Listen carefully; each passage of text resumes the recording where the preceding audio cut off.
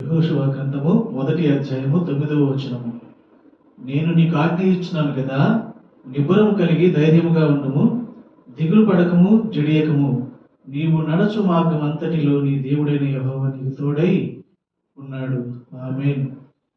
ఈరోజు ఈ మాటలు వింటున్న ప్రియ సహోదరి సహోదరుడా, దేవుడు మనతో చెప్తున్న మాట, నీవు దిగులు పడకము, జడియకము, భయపడకము, ఎందుకంటే నేను నీకు తోడై ఉన్నాను అని దేవుడు వాగ్దానం చేస్తున్నాడు. ఈనాడు నీవు దేని గురించి భయపడుతున్నావు? బిడ్డల చదువుల గురించి భయపడుతున్నావా? ఉన్నటువంటి శరీర బలహీనతల గురించి, ఆరోగ్య పరిస్థితుల గురించి భయపడుతూ దిగులు చెందుతున్నావా? బిడ్డల లైఫ్లో ఇంకా సెటిల్ అవ్వలేదే, వారు ఏ విధంగా బ్రతుకుతారని ఇంకా నీవు భయపడుతూ దిగులు చెందుతున్నావా?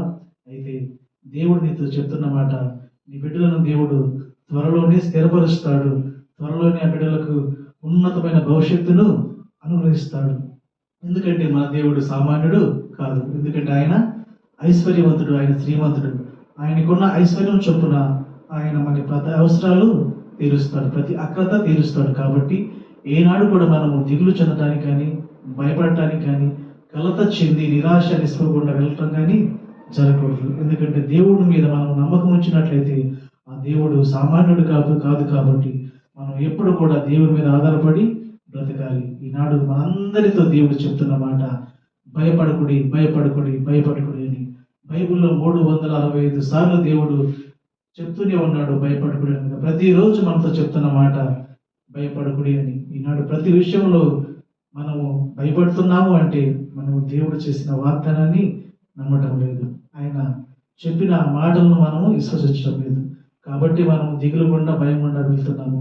మనకు ఏ సమస్య వచ్చినా నా దేవుడు తీరుస్తాడు, ఆయనకు అసాధ్యమైనది ఏది లేదు అనే విశ్వాసంతో, నమ్మకంతో మనం ఉండాలి. కానీ నా దేవునికి అసాధ్యమైనది ఏది లేదని దృఢ నిశ్చయం కలిగి మనం ఉండాలి. కానీ నా దేవునికి సమస్తము సాధ్యమే అని మనం నమ్మాలి. కానీ మనం ఎప్పుడు కూడా నిరాశ నిస్పృహ వాళ్ళలోనికి వచ్చి దిగులుతోనూ, బాధతోనూ, కలత చెందుతూ ఇతరులకు మనం అవమానకరంగా ఉండకూడదు.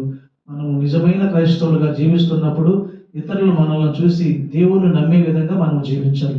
మనం ఎప్పుడు కూడా నిరాశతోనూ, నిస్పృహతోనూ, దిగులుతో, బాధతో ఉన్నప్పుడు మనము వారిని దేవుని నమ్ముకో, దేవుని విశ్వసించు, యేసయ్య సన్నిధికి రా అని మనము ఆహ్వానించినప్పుడు వారు ఏ విధంగా మనల్ని చూసి వారు మందిరానికి వస్తారు? మొదటిగా నువ్వు సంతోషంగా ఉండు, నువ్వు సమాధానంగా ఉండు, నువ్వు ప్రశాంతంగా ఉండు, తర్వాత మేము వచ్చి మేము కూడా సంతోషాన్ని, సమాధానాన్ని పొందుకుంటామని వారు మనతో అంటారు. కానీ మనల్ని చూసి వారు ప్రేరేపించబడాలి అంటే మనం ఎప్పుడు సంతోషంగా ఉండాలి, సమాధానంగా ఉండాలి, ఆనందంగా ఉండాలి, గంతులు వేస్తూ ఉండాలి.